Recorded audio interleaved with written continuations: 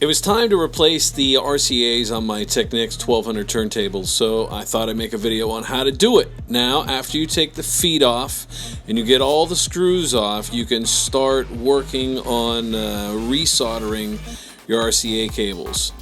Take off the clip for the RCAs, which is actually two little screws, and then you just kind of pull it off. We'll get in how to put that back on once we have to put it back together. Remove the two screws covering the faceplate, and once you get them off, really carefully remove the faceplate, not to pull on the RCA cables because you don't want to damage the board down below.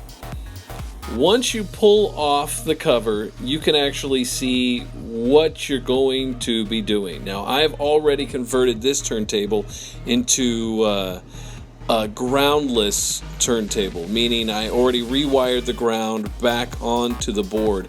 And you can see I did that right there where the ground is for the right side. You have the positive and the negative, and I took the negative and ran that and connected it to the ground wire.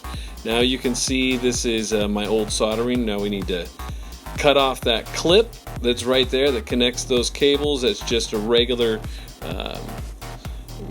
clip, zip tie, clip it off. Now you got to prepare your new cables. Make sure that you split the inside positive from the outside wires that are the negative, and make sure that they're not touching in any way, both for the right and left side. Remove the clip and then make sure it doesn't fall down below. Pull it out and start disconnecting your wires with your hot solder gun. Once you got your wires removed, you can see where you're going to connect. That's where the negative and the positive is for the right. There's the negative and positive for the left. And I'm also going to take the ground wire, which is attached underneath, and solder it right to that ground negative on the right side. Be careful of your soldering. Make sure that you don't have any wires bleeding into the positive and the negative, and make sure that the solder isn't connected from one side to the other. Once you get them soldered and secure, go ahead and zip tie the wires on and then start putting it back together. Grab that cover and place it back the way it was.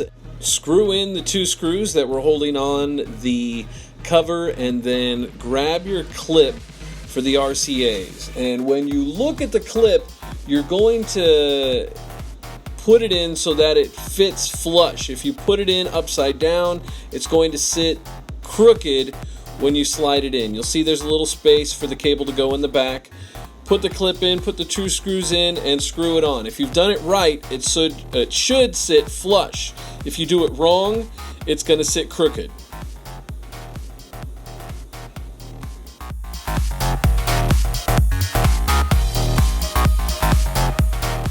Once you got your clip on right, go ahead and put in all the rest of your screws. Remember, the really long ones go in the four corners, the medium long ones go around the outside, and the short and kind of flat wide ones go where the turntable platter is.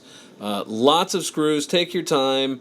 Don't strip them, and then put the feet back on and double check your work. Plug in your turntables. Make sure you don't have a ground problem. Make sure your right and left work. Make sure everything works properly. And there you go. No ground wire, just RCAs, and should last you for a year, maybe 2 years, with really constant use.